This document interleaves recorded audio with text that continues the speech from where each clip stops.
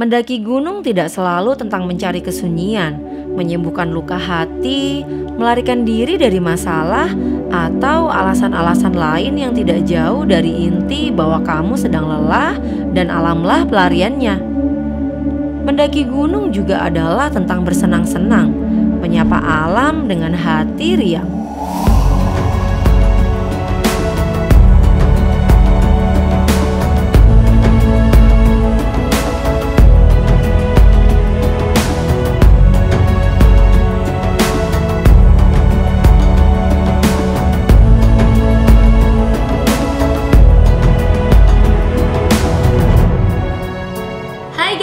Kembali lagi bersama aku Kiki di channel Hey Beb Official. Nah, hari ini kita lagi bersiap-siap untuk melakukan pendakian ke Gunung Slamet. Nah, coba tebak Gunung Slamet ada di mana? Ya, betul, ada di Jawa Tengah. Dan Gunung Slamet itu adalah gunung tertinggi di Jawa Tengah dengan ketinggian 3.428 mdpl. Nah, kalau di Jawa Tengah itu ada yang namanya rangkaian gunung 3S yang akrab disapa 3S ya, yaitu Sindoro, Sumbing, dan Slamet. Nah, sebelumnya kita sudah menyelesaikan rangkaian 2S-nya tuh, Sindoro dan Sumbing. Nah, kali ini kita akan menyelesaikan S yang ketiga, yaitu Slamet. Nah, semua persiapan udah oke ya? Kalau ya, seperti biasa rombongan kali ini yang berangkat adalah 5 orang dan aku adalah satu-satunya cewek dalam grup. Formasinya masih sama ya. Terus alat-alatnya juga semuanya masih sama. Mungkin kita tambahin mandatory gear-nya, yaitu emergency blanket. Ini termasuk dalam gear yang wajib ya. Dan tadi juga kemarin aku beli gaiter, cuman gaiter aku udah ke packing guys. Nanti di perjalanan nanti aku kasih lihat deh ya.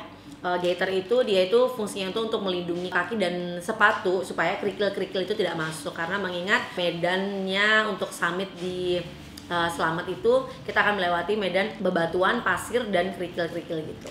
Terus yang peralatan yang lainnya seperti biasa ya, sleeping bag dan lain-lain. Nah, ada yang spesial, kita melengkapi gear kita kali ini di pendakian kali ini dengan alat-alat dari Hike and Run Shop. Nih kita memakai kompor. Sebetulnya kompor ini sudah kita pakai sebelumnya di camping, tapi ini kalau untuk di gunung ini pasti berguna banget ya, lebih berguna banget. Nah, bedanya apa sih dengan kompor-kompor yang pada umumnya? Jadi dia tuh apinya itu lebih stabil. Kan kalau di gunung itu, kalau di alam itu kan angin kencang banget ya. Ini tuh apinya stabil banget. Dia tuh juga apinya itu lebih merata. Jadi matangnya itu lebih merata gitu. Dan di bawah ini kakinya itu dia ada 3 kaki. Jadi dia lebih kokoh untuk menopang beban di atasnya. Jadi kalau misalkan kalian nih mau masak sate gulai semuanya aman. Kayak gitu. Oke, ini gasnya ya. Ini gasnya banyak banget. Ini stok aku buat setahun ke depan kayaknya. Tapi nanti aku bakalan bawa 1 aja. Ini udah cukup ya, karena ini emang gasnya tuh dia awet banget. Terus juga aku melengkapi gear dengan lampu-lampu nih, perlampuan duniawi, karena kita ini sedang konten ya, jadi lampu tuh wajib banget. Kayaknya tiap kali pendakian itu kita selalu upgrade untuk peralatan-peralatan lampu ini, karena ini berhubungan juga dengan konten kita. Nah, ini ada yang pertama, ini adalah lampu tenda. Nih, dia pakai 3 baterai ya. Ini lampu tendanya ukurannya sedikit lebih besar dibandingin yang lampu pada umumnya, tapi ini masih ringan juga ya. By the way, aku buka ya, nanti pas bawanya itu kita udah nggak bawa kemasannya ini karena meminimalisir sampah ya. Jadi aku bawa seperti ini. Ini bisa digantung di dalam tenda. Nah, yang kemudian ini adalah Sunray Outdoor Lighting. Ini tuh 380 lumens.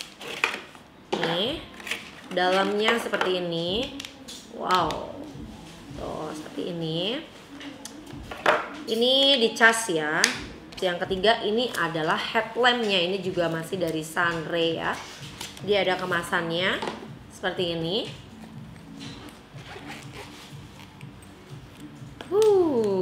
Tuh keren banget ya. Ini tali strapnya tuh kokoh banget, kokoh tapi nggak kenceng, jadi nggak bikin pusing kepala. Oke, nanti selebihnya kita akan review pada saat kita menggunakan si lampu-lampu ini. Dan sekarang sudah selesai? Udah, Mbak. Siap ya? Siap. Oke, sekarang udah jam 10.30, kita udah bersiap. Langsung aja kita menuju ke base camp Slamet via apa ya? Via Bambangan, guys. Hari ini saat kami berangkat ke Gunung Slamet, jarak waktunya adalah hanya beberapa hari saja dari kami naik ke Gunung Sindoro dan Sumbing. Bahkan sebetulnya kami belum benar-benar kenyang beristirahat. Tapi apa itu capek? Hati kami telanjur berbunga-bunga membayangkan puncak gunung-gunung di Jawa di bulan Agustus. Konon katanya bulan Agustus adalah bulannya para pendaki guys.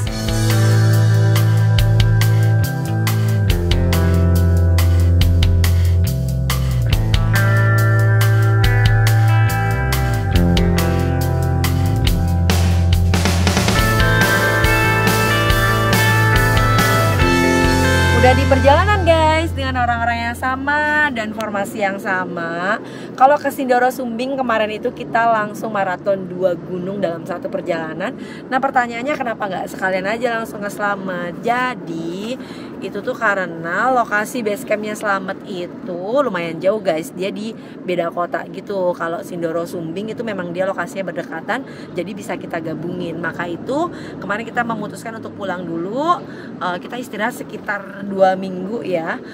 Baru sekarang kita meneruskan untuk perjalanan ke yang ketiga, yaitu Slamet. Oh ya, by the way, vlognya Sindoro Sumbing udah tayang loh. Udah pada nonton belum? Jangan lupa nonton ya guys.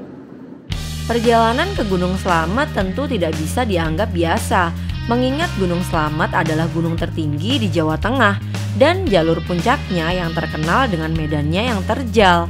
Jika kamu baru mau mencoba mendaki gunung untuk pertama kalinya, menurut saya Gunung Slamet bukanlah pilihan yang tepat.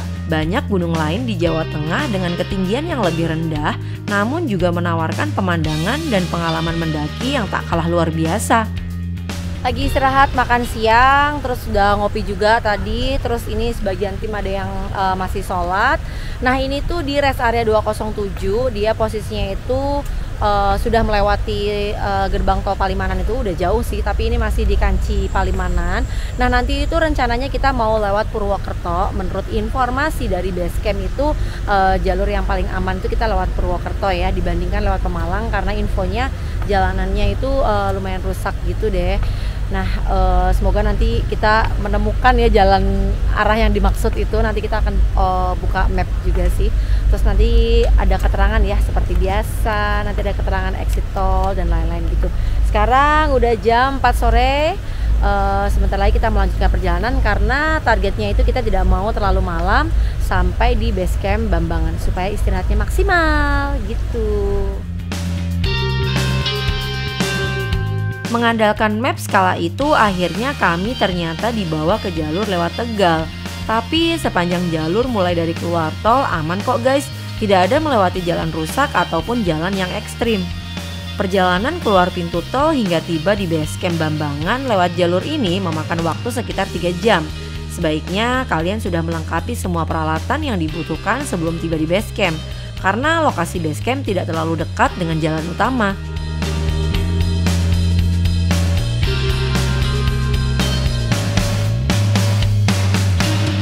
Sudah sampai di base camp Bambangan. Jadi di sini itu dia banyak bangunan base campnya. Dia itu rumah-rumah warga yang diperbantukan untuk base camp. Jadi bebas aja kalian bisa mencari tempat di mana yang masih kosong.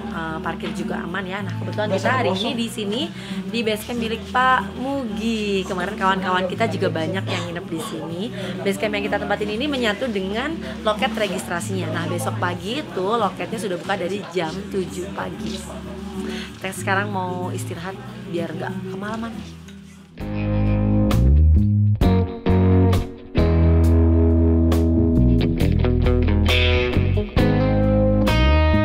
Nonton dangdut.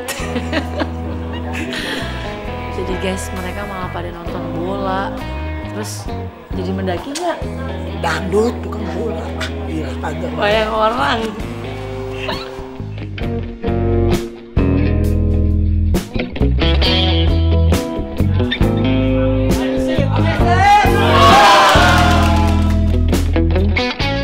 Selamat untuk tim Indonesia yang berhasil menang di kejuaraan Piala AFF U16.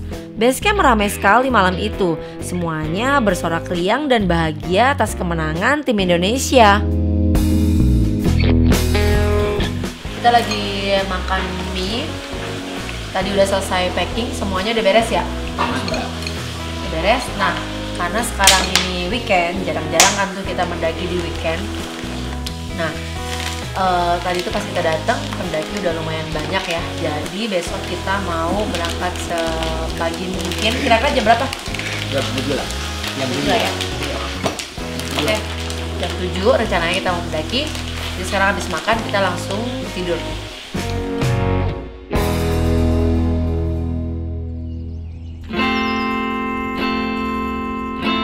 Basecamp Bambangan ini berada di Desa Kutabawa, Karangreja, Kabupaten Purbalingga.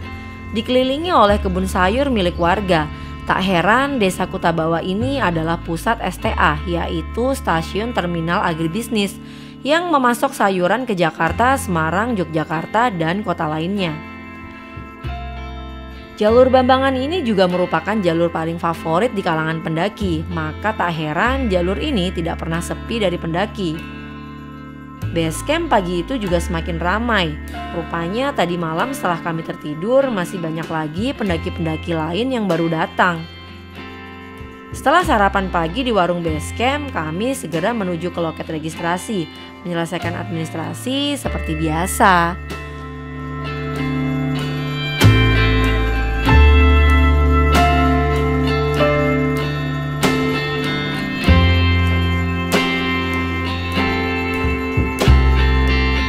Kita udah menyelesaikan registrasi, tadi juga udah izin dan udah dapat tiketnya. Nah untuk persyaratannya itu sekarang harus bawa surat sehat. Jadi buat kalian yang nggak mau repot, lebih baik bikin surat sehat dari rumah. Nah ini tuh tiketnya satu orangnya 25.000 dan di sini cuma registrasi aja, untuk briefingnya nanti di atas lagi.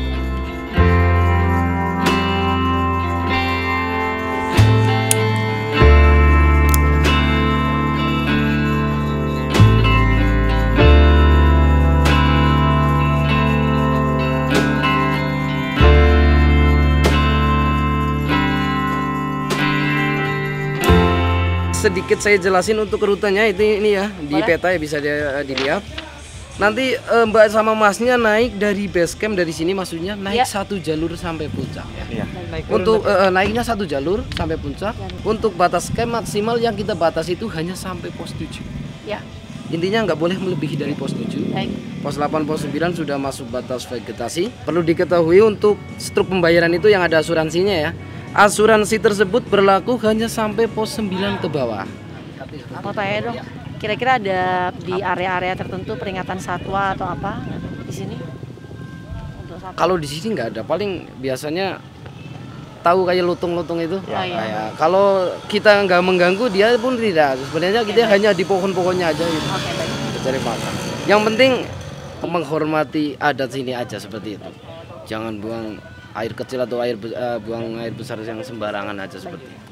Kalau kita sopan pasti kita nggak apa-apa.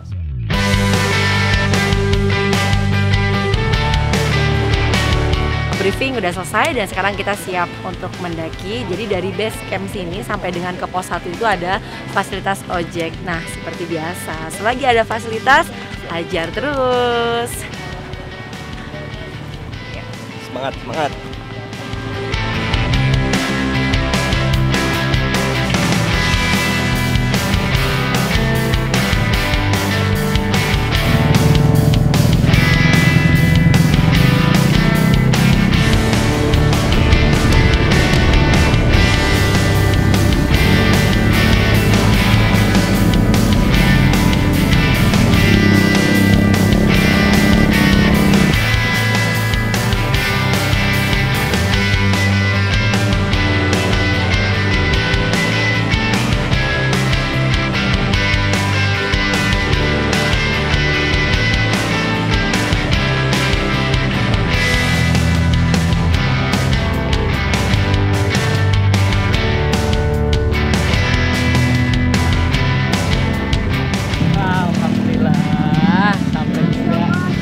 Jalannya.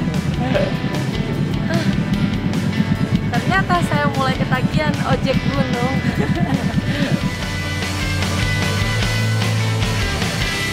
Di pos bayangan 1, tapi tunggu, sebelum melanjutkan perjalanan aku mau mereview dulu nih pengalamannya teman-teman ngerasain ojek si Slamet. Dari awal dulu, dari awal. Gimana, Wal? Gimana, Wal?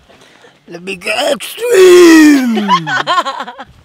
Mukanya nggak bisa santai gitu ya, Nggak saking bisa, Mbak. ekstrim Iya, gitu ya. bibir Kalau Mas Ucan gimana? Udah biasa aja sih. Gak ada sensasinya. Masa? Yang bener, nggak bener. Ini bohong guys, bohong. Jadi kenyataannya adalah Mas Ucan tadi yang paling pucat. Iya, begitu turun wajahnya pucat banget. Kalau Mas Ardi gimana Mas Ardi? Bikin lagi sih Mbak. Nagi ya? Bikin lagi. Ntar udah nyobain udah kayak grass track ini Bang.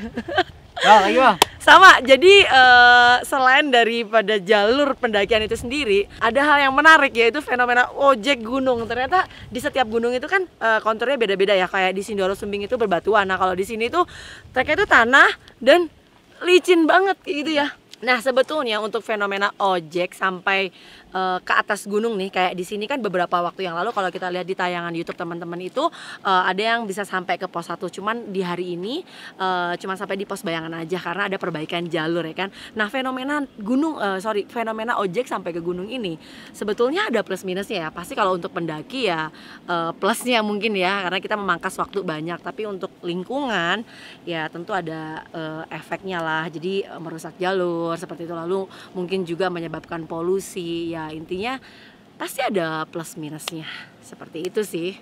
Setuju nggak? Setuju Mbak. Banget.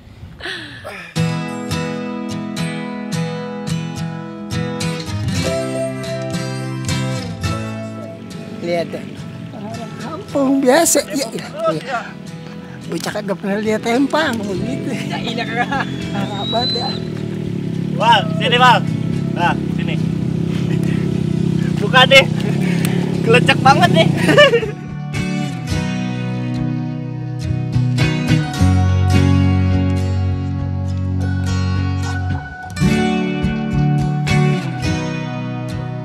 Di batas memasuki pintu hutan, sekarang kita berdoa dulu ya guys. Semoga perjalanan kita diberi kelancaran, sehat, selamat semuanya. Kita turun tanpa cedera dan tepat waktu ya. Berdoa dimulai.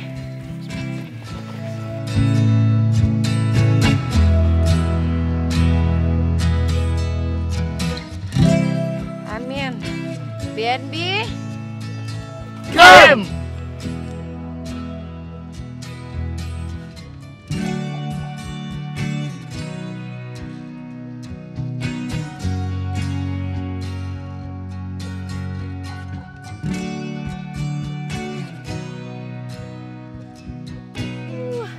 Di Jawa Tengah. Pemanasan guys. Pemanasan dulu. Manasan. Gimana? Nafas sudah mulai stabil? Alhamdulillah. Nah biasanya tuh perjalanan sampai dengan 300 sampai 500 meter pertama itu adalah penyesuaian nafas ya buat pendaki-pendaki rekreasi seperti kita. Trek berikutnya hingga tiba di pos 1 masih sangat ramah elevasi. Area hutan didominasi oleh pohon pinus dan tanaman-tanaman semak. Meskipun Agustus masih terhitung musim kemarau, namun potensi hujan masih bisa terjadi. Bahkan tadi malam saat saya berbincang dengan warga lokal di base camp, mereka mengatakan seminggu terakhir kemarin sempat hujan terus-terusan. Pantas saja dedaunan terlihat hijau dan lebat, sungguh memanjakan mata.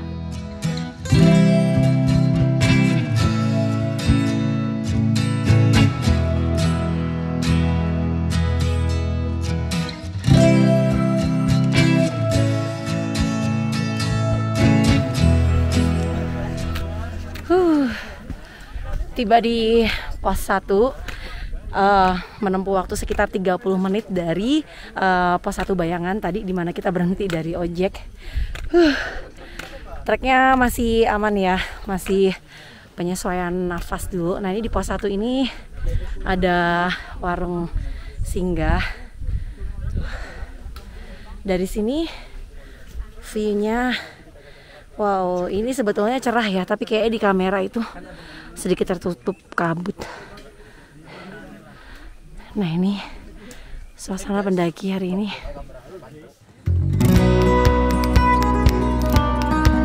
Halo Mas, semuanya mau ke puncak selamat ya? Ya. Oh ya sama dong ya. Ntar sampai di atas. Di atas ada Indomaret katanya di atas. Oh gitu.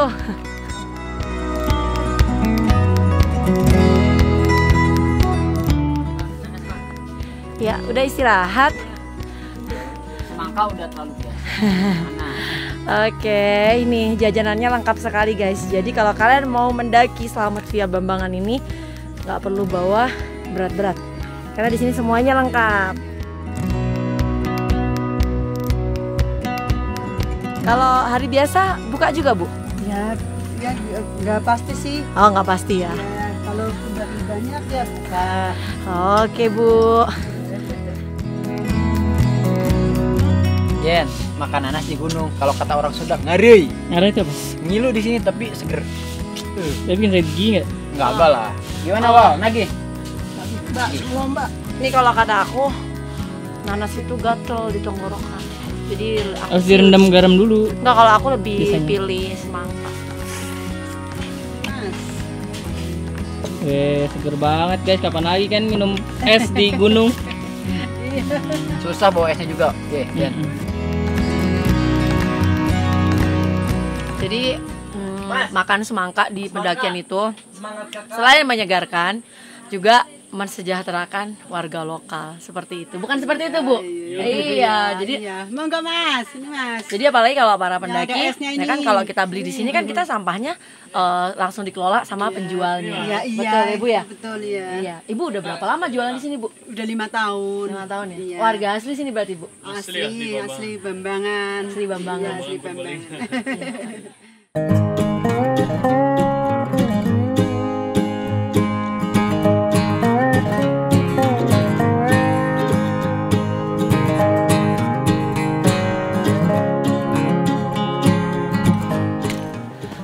Sedikit berjalan dari pos 1. Nah, perjalanan menuju ke pos 1 ini didominasi oleh treknya itu tanah.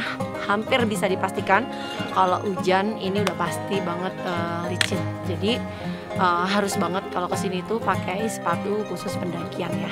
Nah, kalau misalkan kalian pernah ke Gede via Putri, nah ini tuh mirip-mirip dah, mirip-mirip trek dari pos 1 menuju ke pos 2 gitu. Yuk.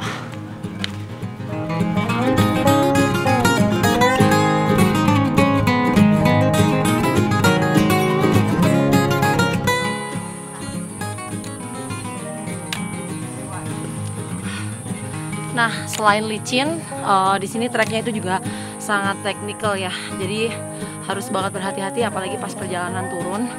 Jangan sampai terpleset dan cedera.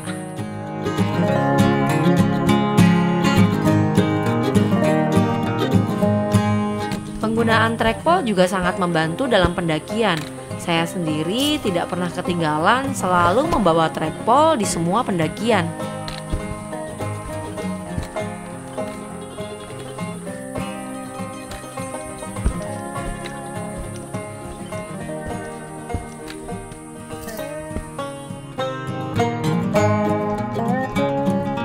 Selain trekpol, yang selalu saya bawa adalah water bladder atau kantong air. Kantong air ini fungsinya untuk menyimpan air minum. Jadi saya tidak perlu sering berhenti hanya untuk minum. Juga sangat efektif untuk mengontrol hidrasi dan jumlah air yang diminum. Di pendakian gunung sebaiknya juga jangan terlalu boros air minum. Maka dari itu biasanya saya minum dari water bladder ini secara berkala. Sedikit-sedikit membasahi tenggorokan sebelum benar-benar merasa haus.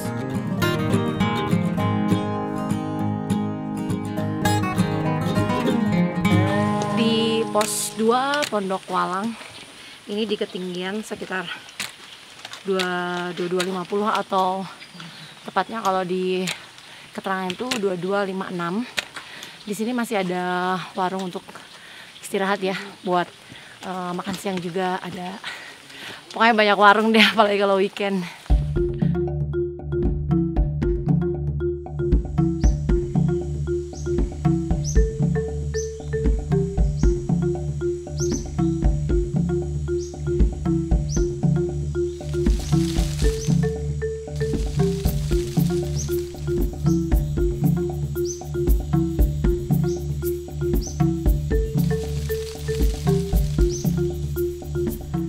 Banget. Ini di ketinggian 2300, kira-kira berjalan sekitar 10 menit dari pos 2. Di sini nih habitatnya lutung Jawa. Tadi juga kita lihat beberapa tuh. Ternyata mereka tuh berkoloni banyak banget. Tadi pertama aku lihat sedikit, terus pas naik lagi, wah banyak banget. saja, nggak mau kenceng-kenceng, nanti mereka takut jadi lari.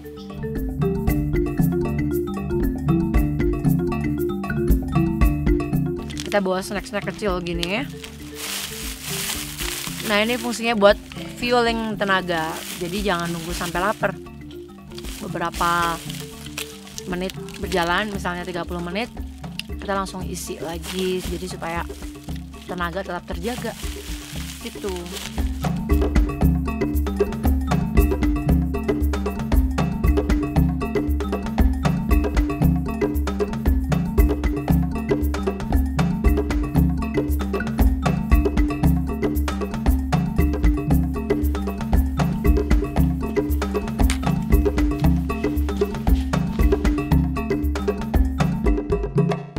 Bay, banyak banget.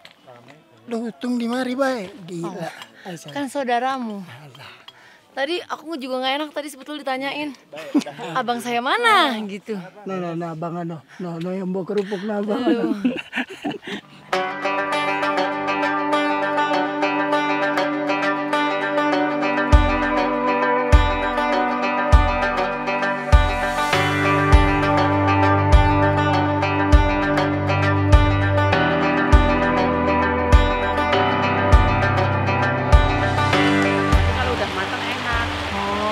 Nggak ada baunya, Bu? Masa? Iya. Oh, itu. Tapi itu di mana, Bu? Maksudnya tumbuhnya liar apa nanam? Nanam sendiri. Nanam. Iya. Tapi hanya ada di sini ya? Iya. Di sini Di sini aja juga nggak banyak ya? Iya. Karena harus pakai kayu yang gede kayak gini buat ngerambat. Oh, namanya sayur koro. Kara. Aku mau cobain guys, sayur koro. Ini sayurnya udah mulai langka, bahkan di sini pun nggak semua orang nanam.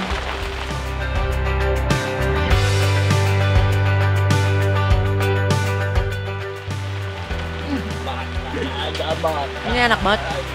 Jadi dia itu dimasaknya dicampur sama tempe, terus dia dimasaknya di tungku. Jadi membuat rasanya lebih enak. Rasanya bener-bener plodeh tapi beda sih, karena dari pengolahannya juga beda semua. Apalagi di suasananya di hutan gini kan. Nah, buat kalian yang mau cobain, kayaknya sih ini cuma ada di sini di Pos 3 Pondok Cemara.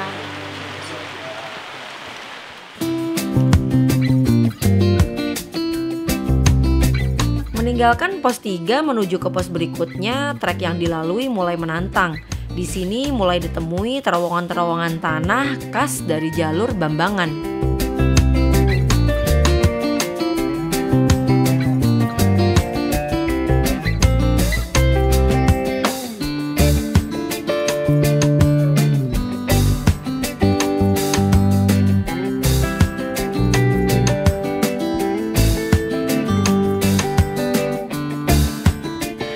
Tiba di pos 4 Samaran tuh. Nah, kalau di sini ini nggak ada warung buat singgah. Jadi dia cuman dataran terbuka ini buat istirahat sebentar aja sih. Dan jaraknya juga nggak terlalu jauh dari pos 3. Cuman sekitar kayak 40 sampai 45 menit sih tadi.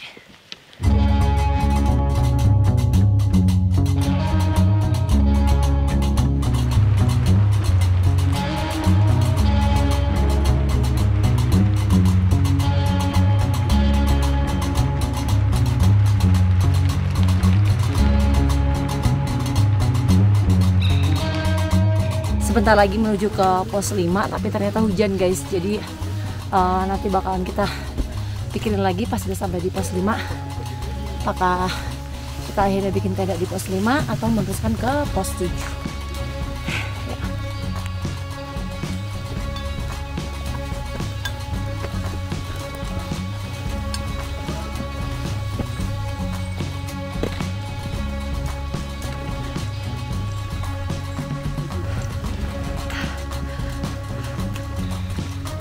Oke, sekarang udah tiba di pos 5. Nah ini aku menunggu rombongan yang lain. Sekarang baru jam 3 ya? Baru jam 3. Sebetulnya kalau misalkan kita meneruskan ke pos 7 itu masih on schedule. Jadi nyampe atas bisa jam 4 atau setengah 5. Masih cukup waktu istirahat untuk persiapan summit. Tapi nggak tahu ya, nanti tunggu yang lain ya. Tunggu yang lain dulu. Aduh, ada warung lagi nih, kayak ada semangka lagi. Yalah. Iya.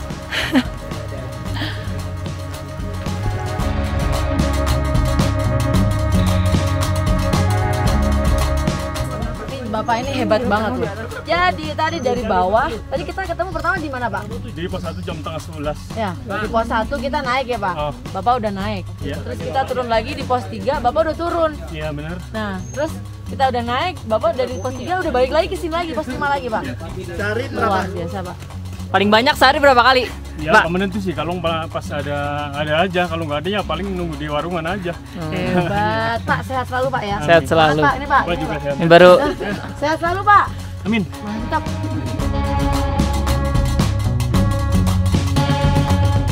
Luar biasa guys, ternyata di pos 5 ini padat banget.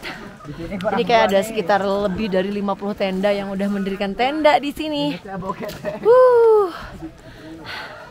Nggak tahu nih kita kebagian atau enggak. Tapi ini di sini seru banget sih. Jadi ada warung-warung gitu juga kan. Jadi mereka udah pada bikin tenda terus nongkrong di warung, asli seru banget.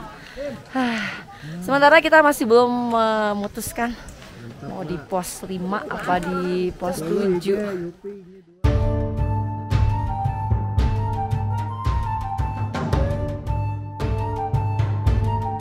Ini sumber mata air pertama di pos 5. Jadi kalau ngecamp di sini tuh kelebihannya adalah deket ke sumber mata air. Dia tinggal jalan ke arah sana sekitar 50 meter aja. Tapi nggak kebagian tempat guys, jadi kita lanjut aja.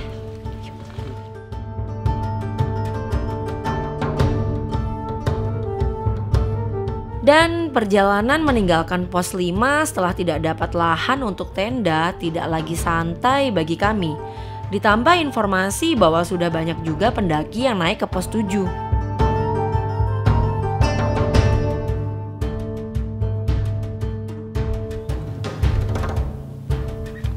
40 menit berjalan dari pos 5, ini aku udah sampai di pos 6. Nah, di pos 6 ini ada area untuk mendirikan tenda di sini. Areanya tidak terlalu besar. Ini muat 1 sampai 2 tenda, tapi tenda kecil ya. Nah, sebetulnya kita mau meneruskan ke pos 7 tapi dilema juga. Tadi kan di bawah udah rame banget. Terus menurut info juga sudah banyak pendaki yang sampai di pos 7.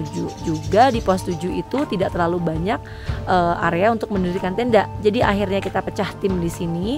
2 tim naik ke atas untuk mengecek dulu apakah ada tempat untuk tenda kita. Sedangkan aku tunggu di sini. Aku bertiga by the way. Nih aku bertiga lagi berburu itu ya, burung jalak ya. Iya. Lihat. Di sini nih walaupun sepi di pos 6 ini, tapi ini habitat burung ya, dari tadi suara burung. Dengar gak guys? Tuh, jadi berasa ditemanin. Gitu. Jadi sambil menunggu apakah yang di atas tim yang berangkat ngecek itu. Nanti kalau misalkan ada tenda ya kita gas ke pos 7.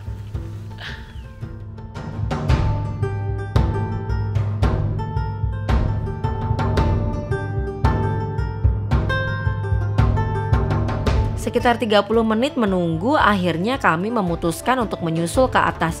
Feeling kami, tim kami pasti sudah menemukan lahan untuk tenda. Woi Mas, gimana? Alhamdulillah. Ada? Alhamdulillah dapat tempat, cuman kita nggak di pos 7. Tapi di bawah pos 7 sedikit, soalnya kalau di pos 7 udah crowded. Udah rame? Udah rame, nggak masuk tenda buat 4-5 orang. Jadi cuman masuk tenda buat 2 orang. Makanya kita melipir sedikit, tapi kondisinya, lokasinya terbuka. Terus lumayan datar, enak lah.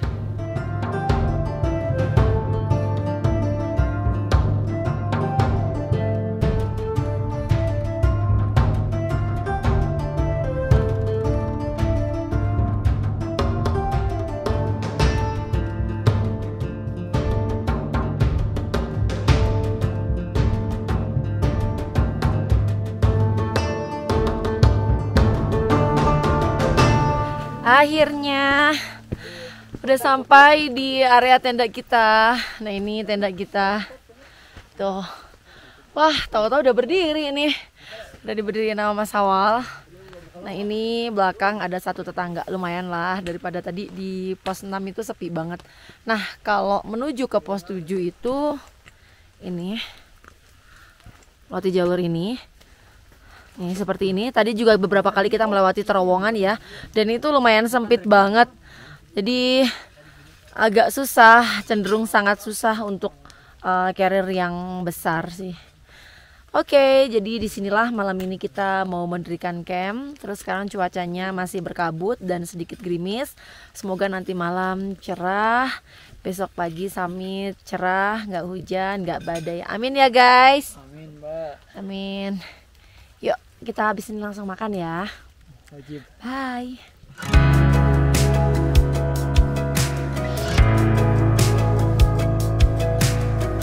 Sekarang jam 6 sore, kita semuanya udah rapi-rapi, udah ganti baju, udah bersih-bersih badan.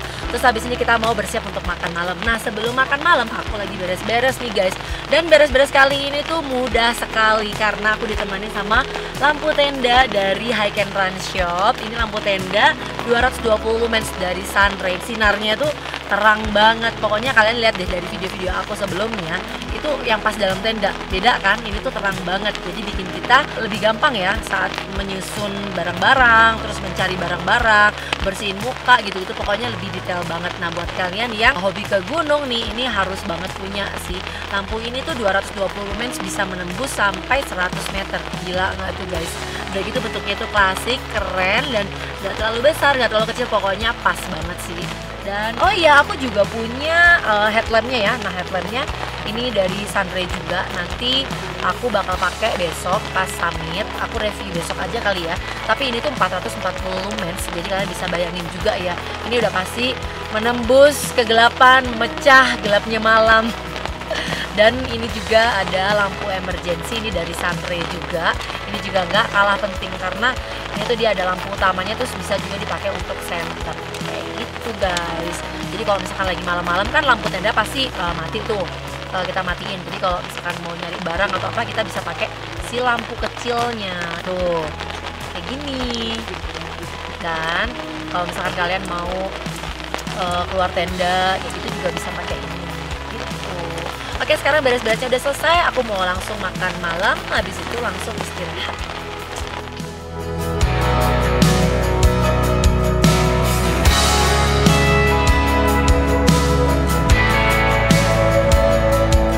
Setelah makan malam, kami tidak langsung tidur, tapi kali ini kami masih menghabiskan sedikit waktu untuk bercanda.